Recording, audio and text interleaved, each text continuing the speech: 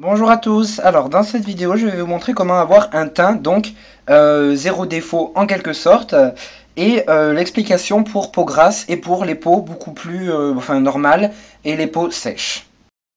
Ce dont nous aurons besoin ce sera simplement une palette de couleurs, donc moi je vais me baser sur les couleurs de teinte de peau qui sont ici, donc les marrons que vous pouvez voir. Donc je ne vais pas les prendre tous bien évidemment, mais je vais me baser sur cette partie-là de ma palette et non pas sur les autres couleurs qui sont beaucoup plus extravagantes. Je peux éventuellement faire de ce côté où les couleurs sont un peu plus marron clair, si je puis dire, mais là elles ont quand même une couleur, enfin on le voit très très mal à la caméra, mais les couleurs sont quand même à teinte de peau quand même, surtout celle-ci par exemple. Ensuite il vous faudra donc comment est-ce que ça s'appelle, un fond de teint. Donc moi j'ai un fond de teint Marilyn Monroe, c'est pas une marque spécialement, de teinte assez... non, ça va pas. Alors donc voici la palette que l'on va utiliser. Non, c'est pas ça. Donc le matériel nécessaire sera une palette donc assez constituée de couleurs de type de peau par exemple. Donc des couleurs soit comme cette lignée où j'ai passé mon doigt ou comme celle-ci qui sont un peu plus claires, pardon. Tout dépend de la carnation de peau, bien évidemment, et votre couleur. Donc moi, je vais me baser sur celle-ci.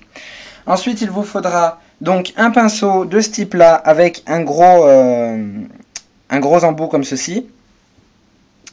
Puis il vous faudra un crayon pour anti-cerne. Donc moi, c'est un crayon clair. Comme ceci, voilà, c'est un crayon gras clair. Vous trouvez aussi des anti-cernes en liquide. Pour ceux qui préfèrent. Moi je trouvais que c'est plus facile à appliquer sous les yeux en crayon que en liquide. Puis il vous faudra très simplement un fond de teint. Donc moi j'ai un fond de teint qui est light, c'est bien marqué dessus, donc qui est assez clair et qui n'est pas... donc là on le voit pas mais il est plus clair sur la photo. Donc un fond de teint très simple, donc moi il est liquide, mais ça, évitez les poudres, parce qu'on va déjà utiliser des poudres, et que les poudres n'ont pas un pouvoir fort couvrant, donc pour les boutons c'est à éviter. Donc la première étape va être je vais vous le présenter sur ma main pour que vous apercevez un peu mieux donc la différence. Donc je vais prendre mon crayon anti-cerne, comme ceci.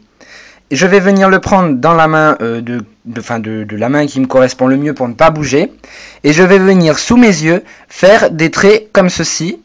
Donc assez vulgaire. Comme ceci. Donc tout sur le contour de l'œil. Vous voyez un trait un peu comme ceci. Donc ça ne se voit pas à la caméra. Mais voilà, si un petit peu. Et j'ai un trait là qu'on perçoit. Voilà, donc je vais en mettre un peu plus. Voilà, je tapote un peu quelques coups. Je viens poser mon stylo et avec mon doigt, je viens tout simplement l'étaler sans trop enlever toute la matière en quelque sorte. Je viens tamponner aussi pour pouvoir le faire pas rentrer mais bien pénétrer et bien qu'il soit correctement appliqué. Et ensuite j'ai une couche qui est donc assez légère et assez correctrice, on va dire. Donc vient la place du fond de teint. Donc le fond de teint, j'aurai encore mon crayon qui est là. Et donc je vais venir prendre mon fond de teint. Donc pour mon visage, bien sûr, je ne le mets pas sur ma main, moi c'est parce que j'ai besoin de la main. Donc je viens en déposer une noix, normalement sur mes doigts parce que je l'étale avec mes doigts. Là j'en ai peut-être un peu trop mis, même beaucoup trop mis. Donc je viens prendre l'équivalent d'une petite noix comme ceci. Puis je prends mon pinceau à bout assez épais. Et là, je vais venir donc bien évidemment l'étaler un peu partout sur mon visage, donc notamment la zone T qui est le nez, le menton et le front, ou dans l'ordre le front, le nez, le menton. Et donc, je viens bien l'étaler, bien en mettre partout, des petites taches comme ceci. Et là, je vais venir les estomper, donc en mettant un peu partout, donc, comme ceci. Et donc, on va avoir un effet assez couvrant.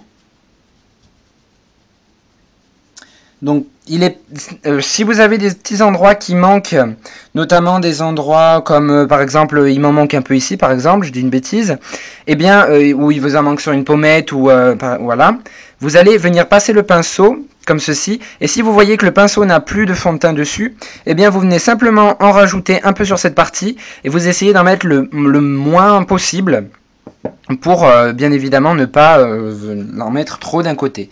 Donc voilà, là on a fait une fine couche de fond de teint. Donc pour les peaux grasses, il faudrait mieux prendre un fond de teint de cette manière, donc pour couvrir plus. Mais alors je vous conseille un fond de teint de type clair pour éviter qu'on voit les brillances. Et un fond de teint qui n'est pas gras, hein, donc on en trouve notamment en supermarché ou même sur internet. Vous pouvez trouver des fonds de teint qui sont non gras et pour les peaux grasses, donc c'est très très bien. Donc après cette étape, nous allons utiliser une couleur, une carnation donc de peau. Alors je vais venir choisir celle qui est là, je ne sais pas si vous la voyez juste au-dessus de mon doigt, si voilà. Donc elle est assez couleur pêche, je vais venir prendre mon pinceau comme ceci en embout. Et je vais venir donc le frotter comme ceci. Voilà. Donc là, vous voyez que j'ai de la matière dessus quand même. Voilà. Et donc là, avec ma matière, je vais venir par-dessus donc mon fond de teint qui a séché. Hein, là, tamponner. Donc comme ceci d'abord. Et vous voyez là tout de suite, donc là on le voit, il y a un carré assez, voilà, comme ceci, là, surtout sur cette zone-là, qui est, donc, que j'ai mal tamponné. Et bien évidemment, je vais tamponner un peu partout sur ma main, avant toute chose. Je vais venir tamponner avec le côté où j'ai pris le fard.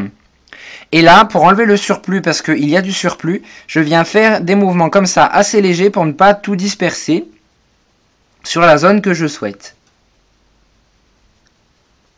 Et donc après on a un teint qui est assez donc lisse, qui est assez parfait et qui ne colle surtout pas. Hein, donc j'ai pas les doigts qui collent après mon poignet, après mon bras pardon, et après ma main, je vais y arriver. Et donc vous aurez le crayon anti-cerne et tout ce qu'il faudra. Donc le crayon anti-cerne, quand vous allez passer le fond de teint par-dessus au pinceau, il faudra bien faire un mouvement léger comme ceci, en dessous de l'œil. Surtout pas appuyer n'importe comment, parce que vous allez déplacer l'anti-cerne, pardon, en crayon, vous allez le déplacer, et du coup, il va complètement partir. En fait, les cernes, on va les voir, ou alors elles seront que cachées par le fond de teint, qui va les faire ressortir au bout d'un certain temps. Donc voilà, j'espère vous avoir aidé. C'était une petite vidéo sur comment avoir un teint zéro défaut. Donc je vous dis à très bientôt. Bye bye.